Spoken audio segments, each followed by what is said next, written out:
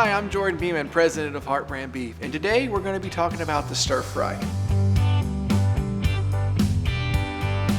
It's going to come to you either cold to the touch or frozen. If it does come frozen, I recommend that you thaw it out slowly in the refrigerator, maybe about 2 days, because the stir fry is a pretty big chunk of meat. This is a 1-pound package.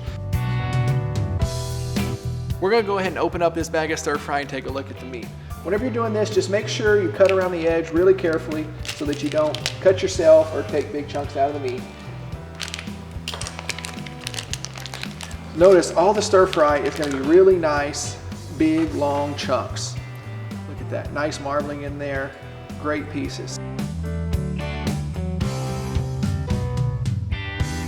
When we make our stir fry, we like to keep it pretty simple. Of course, we always start with our HeartBrand stir fry. A little salt and pepper just to give the meat a little added flavor. And then I really like to use this Lowry's teriyaki. We seem to have the best luck with it, and my family really enjoys the flavor from the Lowry's teriyaki. A little bit of soy sauce, and then the veggies. I really like mushrooms, we like the broccoli, and the onions. So we combine all those together in a hot skillet and cook it till the meat's ready to go. All right, let's get this cooking. We'll head over to the stovetop.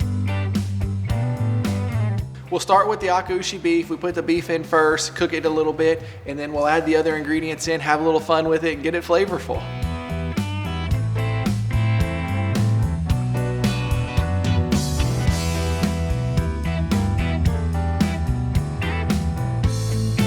We found this stir fry pairs really well with Uncle Ben's wild rice, one of our family favorites.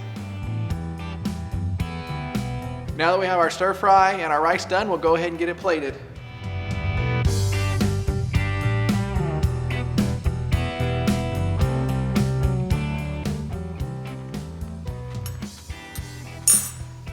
Excellent.